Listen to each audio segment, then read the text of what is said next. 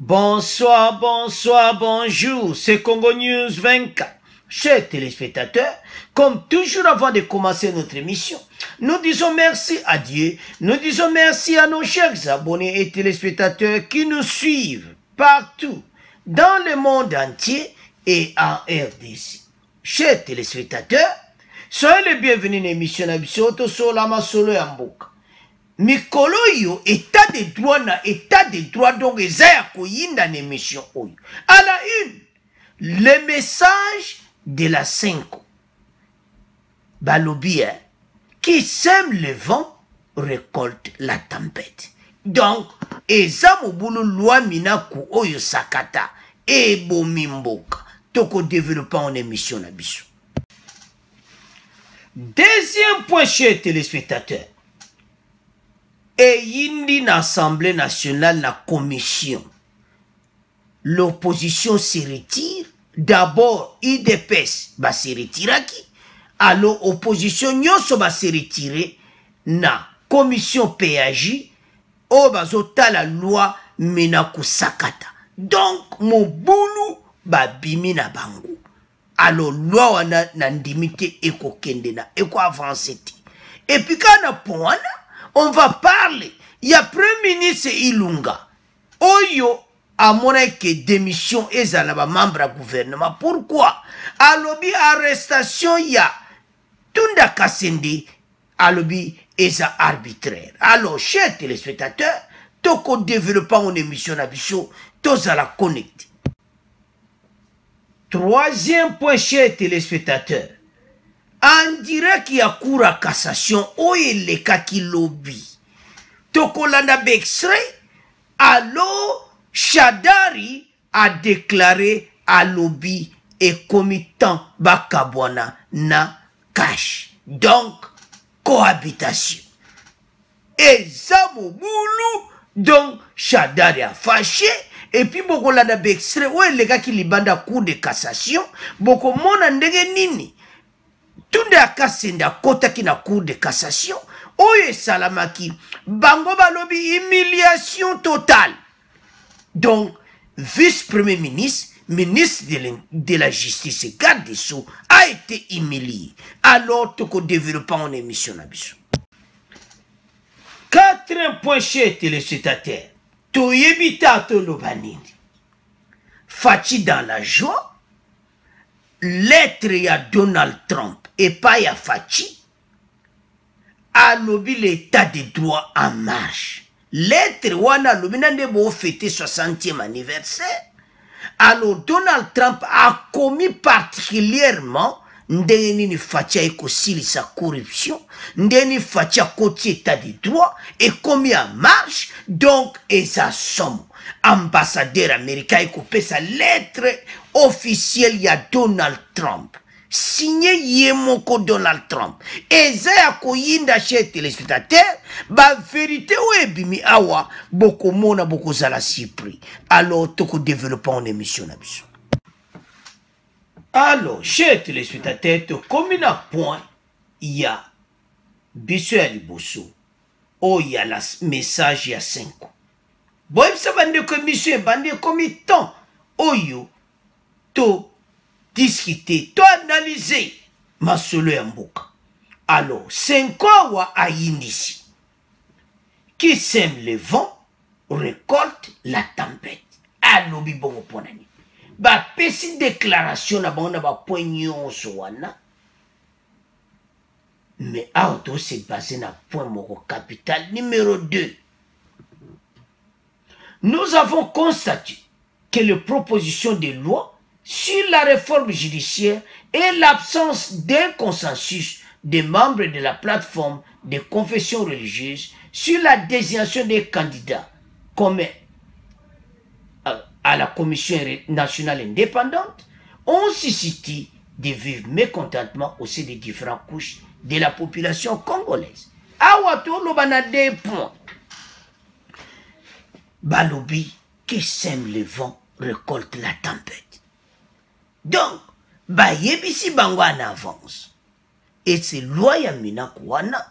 Bozo semaine de le vent, beaucoup récolté tempête. bolobi li sous point balobi li sous point la sini mais to banana premier point parce que yango nde makama minene ezali tango bazovandela badossier wana bazokanisa nini mpona peuple bango FCC Senko azoloba na bango clair balobi c'est pourquoi percevant le risque de débordement de la violence des fidèles à notre mission prophétique balobi te peuple na bango pe akotomboka mabe na makambo oyo donc loi mina kusakata eza loi moko eza mobulu nayebi te soki eza na makambo oyo ya molili na kati oyo ezocrée badernir de désordre ekomi ti Senko ayela bino baversi oyo eza somo ti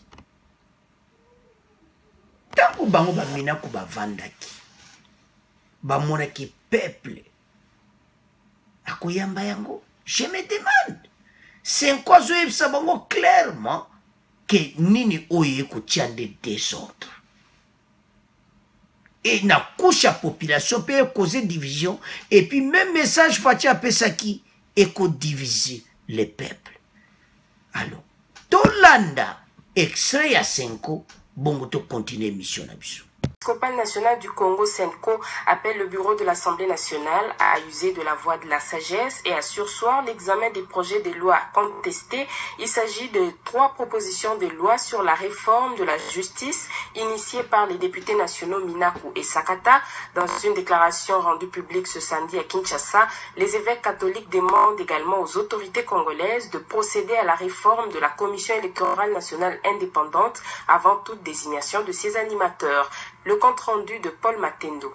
Dans ce communiqué, les évêques catholiques affirment que deux voix qui s'élèvent pour protester contre les manipulations politiciennes dans le processus de désignation des membres du bureau de la CENI et contre la proposition de loi sur la réforme judiciaire indiquent que le peuple congolais a faim de la justice et de la paix. Le bien-être du peuple congolais doit être le souci primordial de tout parti ou plateforme politique poursuit la même source. La CENCO ajoute que chercher à faire passer l'examen de ces questions par des coups de force risquerait de plonger les pays dans le chaos. Pour les évêques, il est inadmissible que les lois soient taillées sur mesure selon les ambitions des leaders politiques, partis ou plateformes politiques.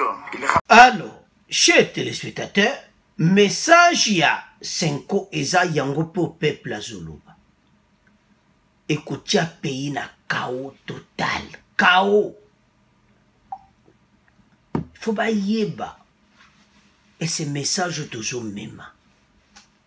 C'est pour l'intérêt du peuple. Message oyo.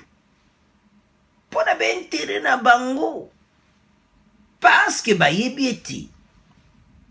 Ce qui loi ne leki. Ba comme une autorité. Donc c'est-à-dire. Et comment couvrir bango. Ba yebi ou ba problème ou ba sala. Alors, c'est quoi si bango clairement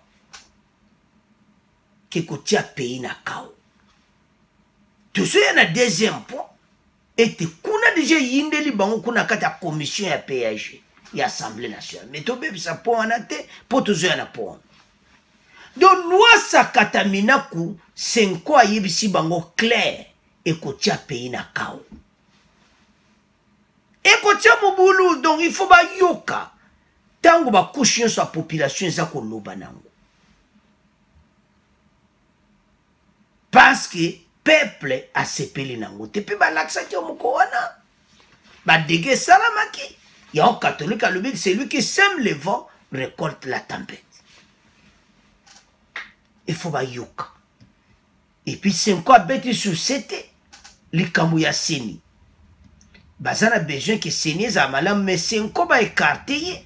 Pour moi, que bango peut côté seni bayaka na moi ba désordre. Voilà en tout cas moi de côté la pena Senko côté on ezete pour bango pe. Côté on a seni ba tiaka pe moi désordre. Yango zomona ke ba linga ba tia Senko à l'écart makambo seni ou. Alors chers téléspectateurs, message ekoi na point oyo poto résumé yango c'est quoi lobby ete balwa wana ekotia pays na kao soki mindako na sakata na bato ya FCC boyoka oyo catholique balobi soki boyoki te ekoyindela bino parce que catholique asali nini asi alobi na ye. Alors chers téléspectateurs, premier point totika ngona bino donc catholique a pesi message na isa clair. Celui qui sème le vent récolte la tempête. Et puis balobi poiseni et il faut baluka babongsango malam. Tokomo leka na deuxième point na biso. Alors, chers téléspectateurs, deuxième point au balobaka ici yindi déjà. Pourquoi? Toko division en deux parties. Toko loba ndenge nini yinda ki na kati Assemblée nationale PAG do lobezaki benda bika. Et puis toko loba lisusu oyo message ya premier ministre ndenga dénonçaki arrestation ya Tunda ta message apesaki pa fachi. Alors commençons le premier point. L'opposition se retire de la commission PAG à l'Assemblée nationale. Minaku sakata parce que ba monike ezoke na volonté à peuple ti. Eza vraiment na volonté ya peuple ti loi wana. Alors ba monite ezali pona be intérêt na bango. C'est pour cela que Boya IDPS va se retirer qui déjà avant. Bisoko toko zala kunati. Parce que bazo mwandeni ba magistrat bazo se poser nango, bazo se opposer nango. Les magistrats se sont opposés aux propositions loi Minaku Sakata. Boyoka extrait na bango. Pas seulement à Kinshasa, na Bandundu Kwilu, na Bukavu, do partout na EDC ba avocat ba laksi ke ba lingi yangoti. Alors les assommes. Le président de la République a reçu ce samedi une délégation des syndicats des magistrats de la RDC. L'échange a tourné autour de l'amélioration des conditions de vie de ces derniers et des propositions de loi en cours d'examen de l'Assemblée nationale sur les réformes judiciaires. Oyo kaka Minaku Sakata. Alors, Fatia Yambaki pa magistrat. Ba pesi message na bango balobi proposition oyo ba sepel nango ata moke te.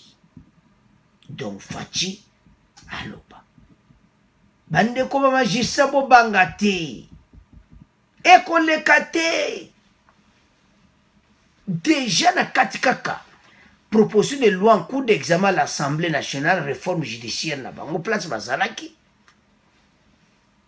IDPS na bimaki sikoyo ba député nyonso opposition tout le monde ba quitter siko FCC botika la bino na bino et là nous va aussi la bino na bino batikali bango na bango soki 300 ou 250 députés na bango batika loko baza majorité batikala tango batika bango moko ça ce n'est plus l'Assemblée nationale.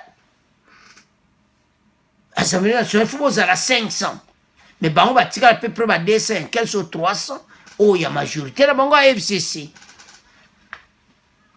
Babimi bokoyo kabexer ils ont sorti. Donc commission na PAG yango police a yebisa ki peuple libanda ke bakoya utia misapia wati bayebaki na bango ke koleka te yango bomoni délégation des syndicats de magistrats bakino mona fachi réunion ezalaki samedi devant le chef de l'État. La délégation a réaffirmé son opposition à ces propositions de loi des députés nationaux Obin Minaku et Gary Sakata. Balobengo clair et puis Fachi a rassuré son soutien à l'indépendance de la justice. Fachi a yebisi ba syndicat de bazobima kuna na ye na réunion. Le chef de l'État était très attentif. Il nous a accompagnés d'abord à ce qui concerne l'amélioration des conditions des magistrats. Azo changer ma condition na bango pour nini état de droit en marche. Pour comprendre kaka. Kalate Fachi a kujua prix Nobel. Il y a état de droit. Mais toujours à la point. Parce que les Américains, lettre à Donald Trump, ils coupent sa Fachi. Voilà. Quand elle a été prix Nobel, il y a état de droit. Mais tout le monde sa point. Alors, à rassurer Bango, allez Bobangati. Bobanga makele wanati. Ezaya koinda. Délégation syndicat sololi. Il nous a confirmé sa volonté de pouvoir instaurer l'état de droit dans notre pays, lequel tout devra se reposer sur la justice distributive, une justice à même de pouvoir rencontrer les besoins de notre pays. Réunion en ezala qui sont. Alors, Fatia Yambaki ba magistrat. Alors, ezo salamawa, comment Premier ministre a sali réunion pour bakangi tunda kasende, il passe les messages aussi. Mais toujours il y a un deuxième point. Il y a un premier point où il y a loi minakundenge yindaki na Assemblée nationale. Tolanda extrait oyo. Bongo, to continue mission abiso. Sortie de l'UDPS de la commission PAJ, l'opposition parlementaire a elle aussi décidé d'arrêter sa participation à l'examen des 3 propositions de loi Minaku Sakata sur la réforme du secteur judiciaire. Hier, le concours des opposants Sesanga Mbaou et Lutundula, sur fond d'un débat technique de droit, ont réussi à faire flancher la majorité sur des matières qui frisaient l'inconstitutionnalité et paralysaient l'indépendance du pouvoir judiciaire. Cependant, avec la nouvelle faisant état de la transmission des avis favorables du gouvernement par le ministre de la Justice, sans l'aval du Conseil des ministres, l'opposition parlementaire déplore le forcing du FCC et décide d'arrêter aussi leur participation. Christophe Lutundula du MSG7 explique au téléphone de Michel Kifindangoy.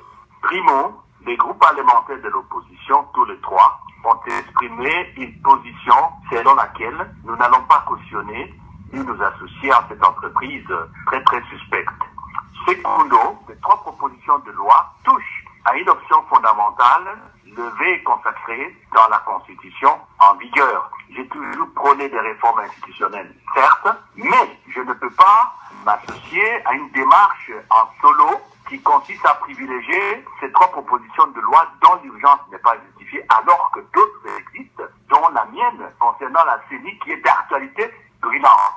Tertio, on connaît nos amis des FCC. Ils ne sont pas toujours de bonne foi. Et enfin, aujourd'hui, je crois que l'initiative elle-même pose problème au niveau du gouvernement, ce qui augmente la suspicion vis-à-vis de la stratégie des FCC. D'un côté, ils font le forcing pour la CENI, de l'autre, ils veulent récupérer le parquet. Nous ne pouvons pas aller dans cette perspective-là. Voilà pourquoi j'ai décidé d'arrêter ma participation. Différentes propositions qui, en soi, d'abord, constituent une menace pour l'état de droit et le pouvoir judiciaire est en train de s'investir. Nous, magistrats du ressort de Kwilu, nous exigeons le retrait pur et simple de cette proposition de la loi qui est de nature à pouvoir caporiser le pouvoir judiciaire et empêcher que la justice soit bien dite dans notre République. Notez que cette... Alors, chetre, c'est bon landiwana, qui est niveau commission, IDPS babimaki, si ko opposition mobima babimi na bango de loi wana ekolekati. Ba magistrat bakende penda devant pa Fachi ko yebise ke biso makambo ani ko simbati. Alors Fachi a na souci indépendant de la justice. Fachi yebisi ba onke naza ko accompagner bino. Nous avons été les premiers lundi à prendre la parole pour dénoncer ces propositions de loi je voulais attirer l'attention ici que ce n'est pas seulement le problème des magistrats. C'est un problème de toute la nation. Puisque l'indépendance dont on en parle, ce n'est pas l'indépendance des magistrats, mais c'est dans l'intérêt d'une bonne administration de la justice. Donc c'est une affaire de tous. Alors, les magistrats, les magistrats, il y a plusieurs provinces. Plusieurs provinces de magistrats, notamment de Kwilu, Sud Kivu, Kasaï, ont rejeté ces propositions de loi à l'Assemblée nationale. Babo yango. Alors, chers téléspectateurs, Ezamawa, loi oyekolekate, de toute façon, bana wewa, baozela ba député, wane zakaka, moi commission, bazaki na kati, bango problème ante bakota ki na mona na kati kuna. Mais bango mo ba député, bako leka wapi. Bana wewa ba olekisa bango te. Ekozala somo. Alors, pour la première point, on te clôture en bout. Fatia salaki réunion, naba me syndicat magistrat, a promettre bao ke babangati, aza ko accompagner yango. Et puis, kuna na kati ya commission yindeli bango déjà, donc il pesa ki mobulu. Alors, loi mina ko sakata, déjà zo laksaki, ko lekate, bulandi bino moko extrait wana. Mais ces propositions sont également dénoncées par plusieurs autres couches sociopolitiques du pays. C'est la raison des manifestations violentes mercredi dernier à Kinshasa. Ces propositions ont été transmises à l'Assemblée nationale par le vice-ministre de la Justice, Célestin Tundaya Kassende, sans l'avis préalable du gouvernement. Alors, qu'est-ce qu'on a pour un premier ministre? Tango bakangi Tundaya Kassende ya convoqué réunion na batunaï. Ba vice-premier ministre bayaki pona ya moniki esa arrestation arbitraire. Na ota la premier ministre qu'on a zo comprendre asane on dirait za fatigué premier ministre on dirait c'est lembi na yebo azo pension. Pour non mon lokona vraiment za fatigué bon. Je m'excuse mais non mon lokona vraiment za fatigué parce que makambo eleki mobulu pona ye donc peut-être à mon cas démissionné na yi. Tu éviter ce Israël quoi bien démissionné mais à lui que le gouvernement va ko démissionner. Donc il décide de démissionner le ingeza kitokoti. Soka démissionner qui za ingeza bien ti.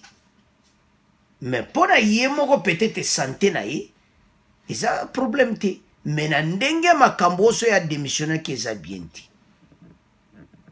Mais so landi ba commentaire batu ba so kipete. Soka démissionner. Mais et cause la bien te pour le pays. Alors ilunga il faut comprendre que il y a usage de faux. Au Tunda Kassende à Salaki. Alors, il faut comprendre que va libérer de quoi va laisser le gaz ou qui n'est pas libérer qui. Mais, bango va bengango humiliation. Mais toujours en a point. Alors, tout l'anda extrait message ya. Ilunga, bon, on continue mission na biso.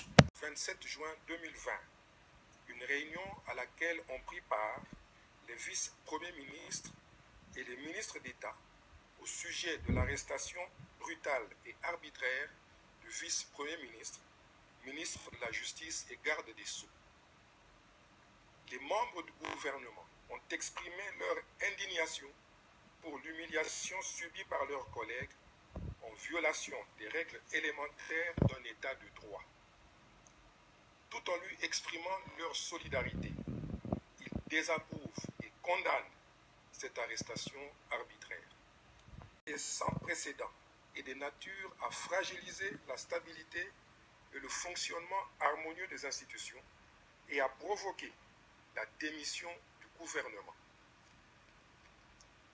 Le Premier ministre demande solennellement à son Excellence, Monsieur le Président de la République, de garantir le bon fonctionnement des institutions et d'assurer le respect de l'état de droit, de veiller au respect de toutes les procédures constitutionnelles, légales et réglementaires, notamment les immunités dont sont couverts les membres du gouvernement, ainsi qu'à leur sécurité physique et juridique. Alors, chers téléspectateurs, tu as dit message à Ilunga. Mais pour moi, tu souligner qu'il ne peut pas couper ce message par le président de la République. Batanga ya ngondenge wana. Eza manière moko ya kitoko ti. Ye aza capable ki omona Faci basolola. Aza premier ministre. Mais couper ce message ne bongo te batanga yango. Ne ti compte rendu. Je demande au président de la République. État de droit Faci azo soutenir yango. Problème eza na FCC Papa Ilunga. Bazako banga. Batouana. Pone ebi yo en tout cas yo côté wana bon. Nazo mona yo kosa no ba makambo wana. Time bango basala makambo mabe. Papa Ilunga.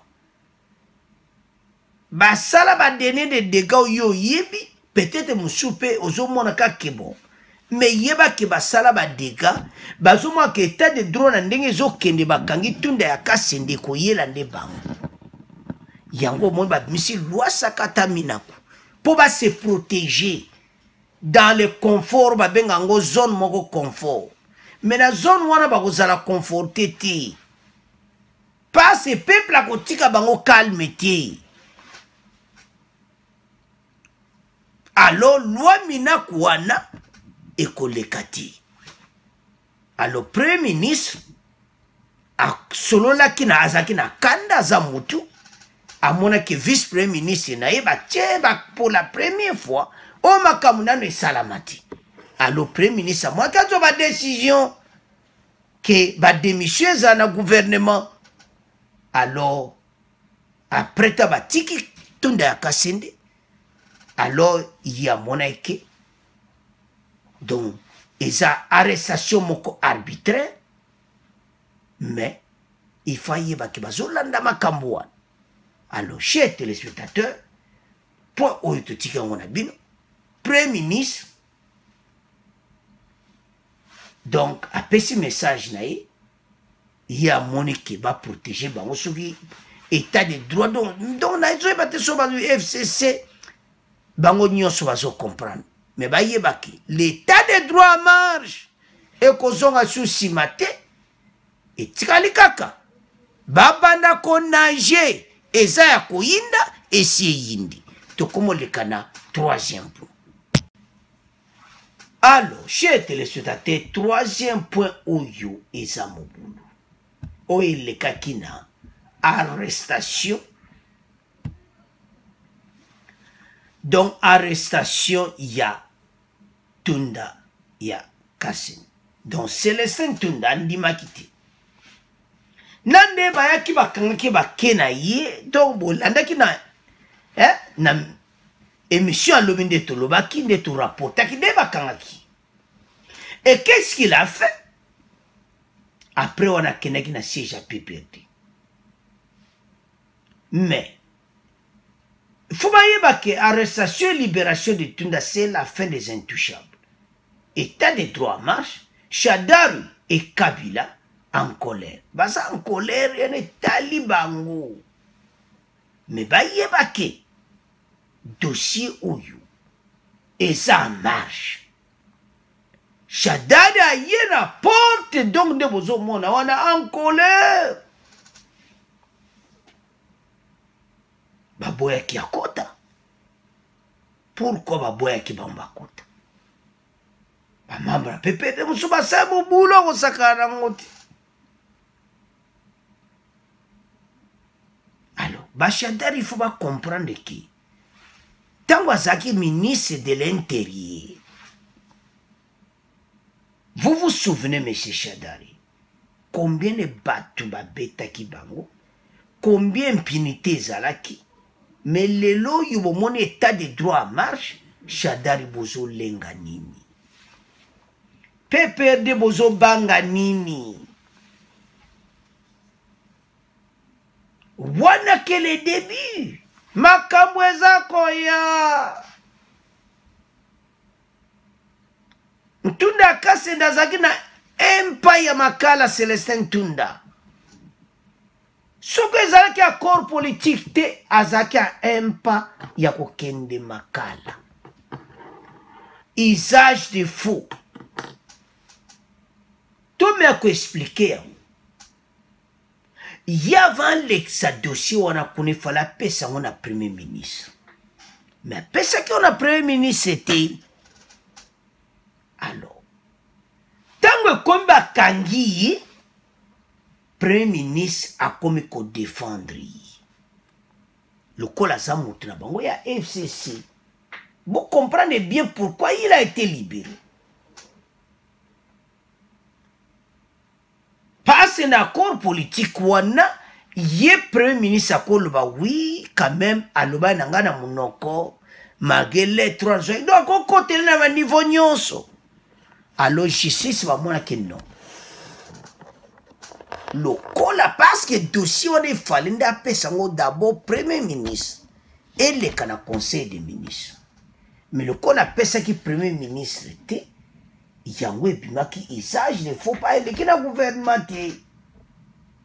Alors tangu ye sikoyo élection directement na Assemblée nationale yango ebimi usage de faux. Le faut bakanga ye mais bamona kete premier ministre akomi kokotela ye. Parce que pas wap makamba ngo pene le cas qui ebimaki usage de faux mutango so akomi kokotela babi non yango balobi ke non balibéraki.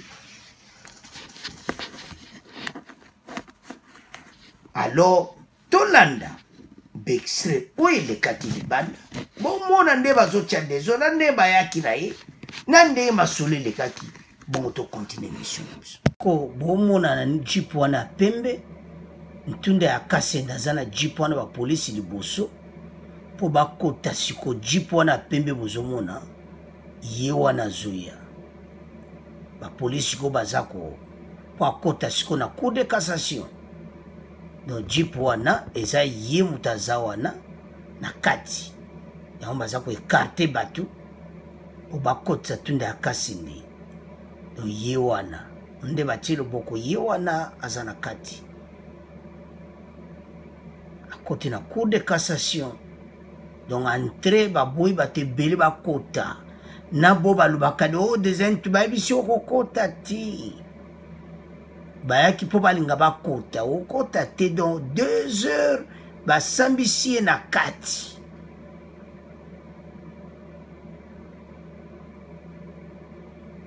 Donc police penda kosakana te. Donc basali penda masolo ebele baluka ye penda bakota me okokota te. Donc babloke penza. Alors chers téléspectateurs wana siko na cour de cassation wana ba jeune a PPRD ba ye ba tia makili batala baza pe moke nombre yo ya PPRD ba jeune yo ba ye na ko tia makileli et puis d'autres autorités à PPRD ba nga ba kota ba boy ba on ba kota ya omon makelo azo beta makolo na porta mabende bazo beta raka mais ba muta okota zati.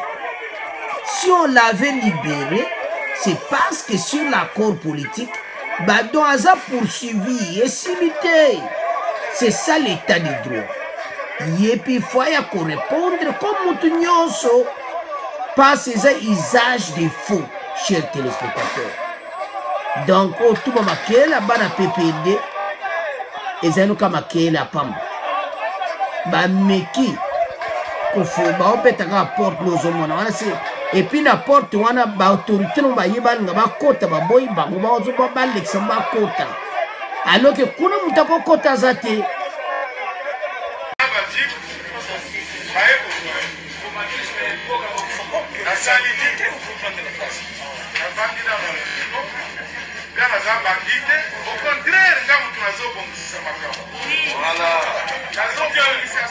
Voilà. même sans entrer dans les détails.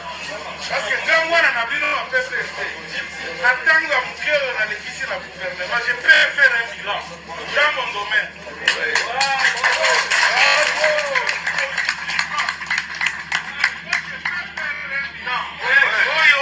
Et il va même à l'extérieur du pays, va me dire oui, la justice, moi je peux faire ça. Moi je peux faire un bilan.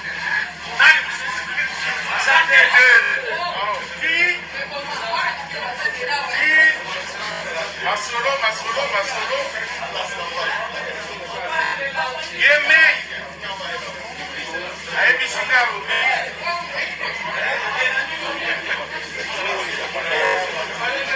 Bakero kote. Bakero Yangwana Nazaraki, malgré des gens d'accord, pour la Yémen, il y a le Baki Komande Roko. Alors, chez téléspectateurs, Landi Wana, ndenge nini bakotaki, et puis, akomi na kati, batune ba question, bon comprendre ba question, ndenge zala. Alors, présentez-vous. Ouais, le nom, c'est Célestin Tunda Kassende, date de naissance, région d'origine. Donc, Aokoloba Nyonso, père et mère. Ah, voilà ce qu'on Tunda le maire. Oh, on a vice-premier ministre. Angalia Minbo avec ses procureurs, non, malembe. Ozamo kanga mindengo zawa, usage de faux. Babandi ko tune ba question. Ndenge batuna ka batu nyonso bolanda ki prosa kamere, do batuna ki bongo. Faut se présenter date de naissance, région na yepa uta ki tout ça. Na samo tema tunda lebi, oizanga vice-premier ministre. Ba procureur bazo samsanga ou ba samson de koma eza na cadre état de droit eza ya koyinda chez téléspectateur ba tuni ba question alors bata PPRD libanda bozo monde bo molanda ki wana ba makelele tout ça ba bende bana wana bazo beta ba mabende tout ça libanda ba makati mo makele bazo tiana bana PPRD ceux qui bana ba moto bana wewa ba yeboko résister. Bobo comprendre que ça entre parenthèses mon boulot ezana on te pas bazanga mkiba betra makona mabende nde bolandi wana soto ke na discours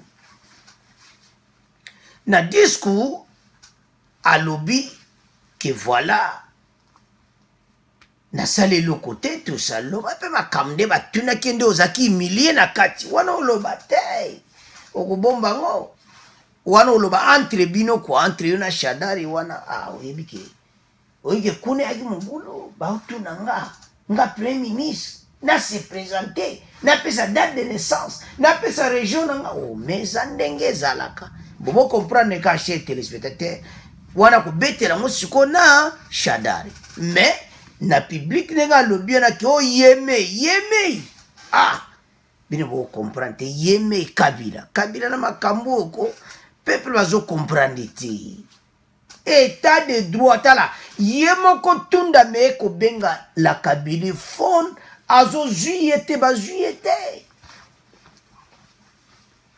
parce que c'est état de droit il faut y ça là. Alors il a été libéré. Pourquoi? C'est ça aussi problème d'expliquer. Libéré parce que premier ministre l'être roi il fallait que pas premier ministre ça peut ça quitter. Usage de faux. Puis premier ministre, quoi peut défendre et que amener sa démission. Bolana on a point qui alors libéraki. Il y a on appelle ce discours on a PPRD. Alors les amawa bango ba monique humiliation. Et l'on y va sali sikoy. Lobike. Réunion extraordinaire ce dimanche. Réunion moko somo. Bango tout présent aux la binosiko. Alors, chez téléspectateurs, comme une réunion extraordinaire. Donc, bango tout présent. pourquoi va convoquer réunion? Bah, monique trop, c'est trop. Autour de Néhémie Moulania, l'on peut clairement identifier la présence de Janine Mabunda, la présidente de l'Assemblée nationale, Alexis Tambwe Mwamba, celui du Sénat, Emmanuel Ramazani, Obin Minaku, ou Alukiba problème Yewana, député national et co-auteur à ma proposition, Bruno Chibala, Bozomona Bango Nyosoana, Azarias Ruberu Azangakati, ministre de décentralisation. Vous comprenez kaka, Ruberu. Bon, wana tike ona bino. Lambert Mende, José Makila, Jean-Lucien Boussa, Julien Paloukou, Pierre Kangoudia, ancien ministre du budget, et une nouvelle génération pour émergence du Congo, Patrick Bologna et Constant Moutamba. Donc, Toura Naomi, donc Bango tout plaît à craquer. Bah, Fungo le pénabo à l'objet, état de droit Fachi et BBC Makambo. Oh, et BBC Ndengeni. Donc, Ndenge Basangana qui wana pour un seul but. Néhémie en colère. Akangi colère, babé. Le coordonnateur de la plateforme du Congo, Néhémie, a convié tous les classiques de la famille politique de l'ancien président Joseph Kabila pour une réunion de crise. Vous comprenez? Réunion de crise au lendemain de l'interpellation de Célestin Tunda Yakassini par des forces de l'ordre en exécution d'une décision de la Cour de cassation. Bandima quitté. Et c'est état de droit. Yango ba ye réunion wana bo sande bo vandu wana au nom de Jésus o nyonso boko lata wana et kozanango sans effet. Alors basangana ki oyebi botala kande bavandi donc elekeli bango balobi meo nini fatia ele biso boyebaki te kaza mwana Sphinx na basu bazobosana tala faci wana nanu kake bandeli boyoki te nini yango oh lettre wute pa Donald Trump bon tozoya na po wana tobebisango te alors chers téléspectateurs ndenge omoni bafande basala bacolère na mitema ezobeta ya basali réunion extraordinaire talaka bato na mawa tala Janine Mabunda nde akangi maboko tala ndenge ezosala bango mawa. Au début de l'après-midi ce dimanche, les têtes couronnées de la plateforme politique sont en discussion pour dégager sur la marche à suivre dans la coalition qui les lie au cash du président Félix Tshisekedi. Ah! Boyeba qui était Mwana ya Sphinx! Hey! Etienne Tshisekedi, Mwana na ye. Hey! Obile na tala kabatuko, batuba, siko bena FCC ba comprendre de façon bien. Tozai ko Monica Boaza vraiment Mwana ya asa Mwana ye. Abandi ko beta. Fati commence à frapper. Ozala nani état de droit ko yambayu. Monde za ko nyingana. Mokile za ko nyingana. Alors, chers téléspectateurs, si rien n'a encore filtré pour l'heure de cette réunion, la composition de la table déjà peut donner une image de la portée de ces assises. Donc, quand on va vendre bango nyonso ba présent, au moins que ma solo est sérieux. Pourquoi tu as dit que sérieux? Et ça y a koyinda et c'est yindi. Lambert Mende kangi colère. Tambwe Mwamba kangi colère. Mabunda kangi maboko colère. Mais bon ça la nini. Boyeba qui était Mwana ya Etienne Tshisekedi.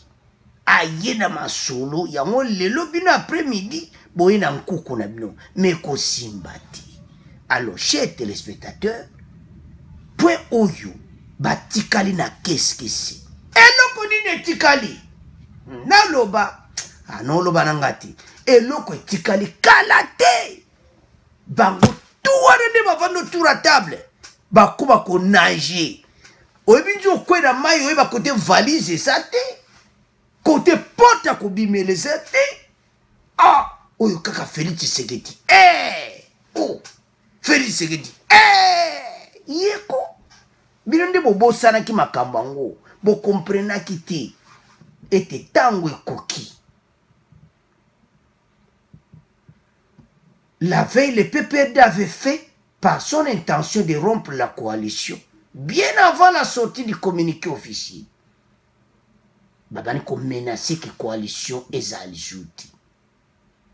En attendant, les yeux des Congolais sont fixés sur la petite pièce qui se tient la réunion pour savoir quel avenir FCC cache. Ba loi oyo babimisi ndemote bendi makambo nyonso.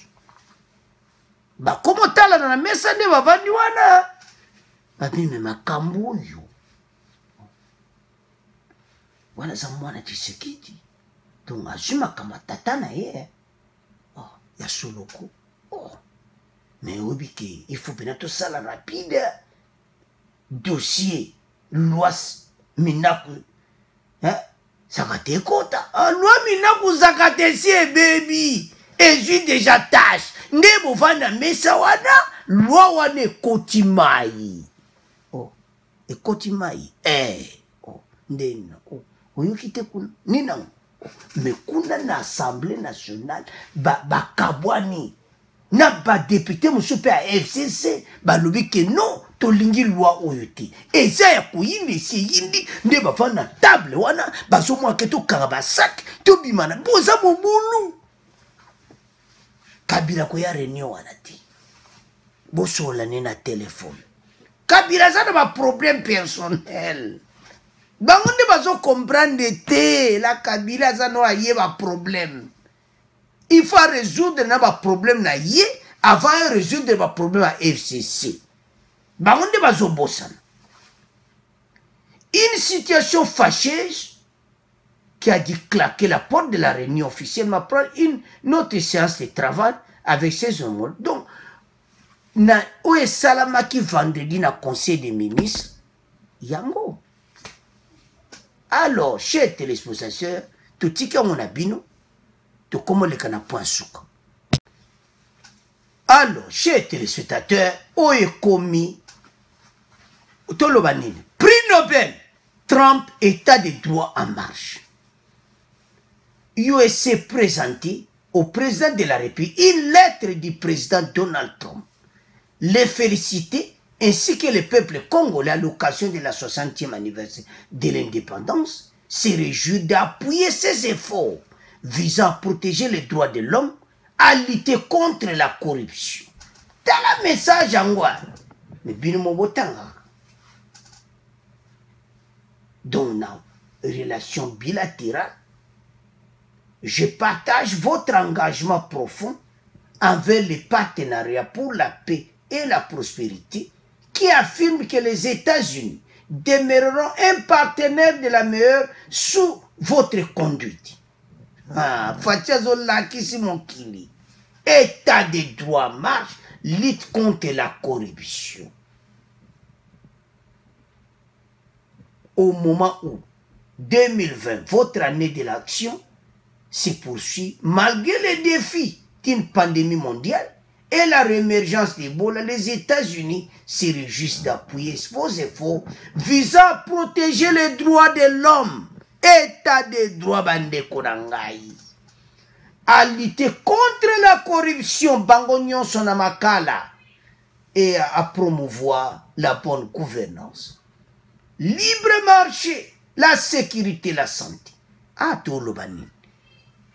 Oh, Donald Trump, c'est quoi, comme les Fachi. Bon, le bani susut. Oh, Fachi, qui est États-Unis, à Donald Trump. Hey! sikoyo boloba ti makambo yango yango wana toyebisa bino ke ntango makambo ekovanda mwana Tshisekedi akolakisa bino États-Unis mpe ezalaki oningana te. Qu'est-ce qui s'était passé? Secretary of State to Justice been arrested. Arrested? Yes, bakangi ye. Secretary of State bakangi ye na RDC. Donc Maison Blanche eza ya koningana. Balbi non. Ye wana. Oyo balobaki. Ozala vice-premier ministre. Ozare. Et salama wapi. Na EDC etikala ko salama te. Fatia salama kamuna marque na yi. Kanga etia ekuna. Ba juger nde ba juger congolais nyonso. Trump a levé non. Et le Kéliban. Allez. Lettre mbalamoko. Imprimer kuna na Kinshasa, bokene bo pesi, bo traduire lettre. Et ça, bon monde va commencer cordialement Donald Trump, la lettre originale écrite en anglais.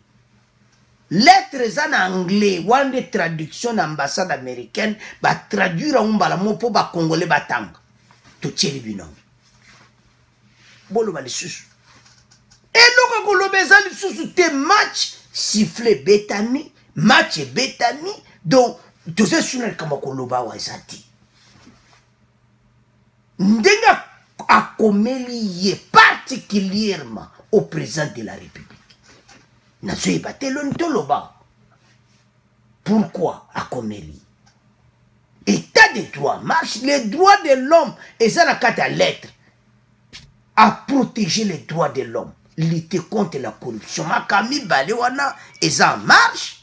Bakangi banguna makala. Et tikali bo ba uto sala ba réunion wana to laksi bino ba motu ba bara ko nager ba so epa ko kenete et puis ba mosusu kala te ba zo ya ko lota bang et pas wapi to tika ona bino pour déjà ma solo déjà beta manki déjà ba zo ya ko zwa ibango avion spécial wapi bo comprendre donc kala te ba bana ko nager ndenge moko donc passe ba luka ki bango ba yeba ki fachi te mais ba mindele déjà ba yeba ki fachi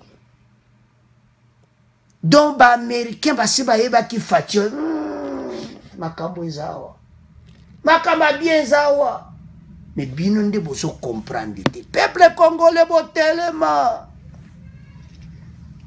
oyo basalaki mobulu na parler du peuple ezaka bana wewa te kaka IDPS te congolais nyonso akotaki. Ba loi wana États-Unis déjà ça compté ba loi mina kusakata ekolekate bandeko nanga ekolekate somoni police alobi a ebisi bango alobi bakoya kutombola maboko ate bolanda kitene mission wana chez téléphone commentaire mingi a wezati do fatia gagne match état de droit marche lettre 8 États-Unis ba ekopé ça y est poisse ma solo ici là. Makele les ali surtout à qui États-Unis bayambi était na Donald Trump. Oh.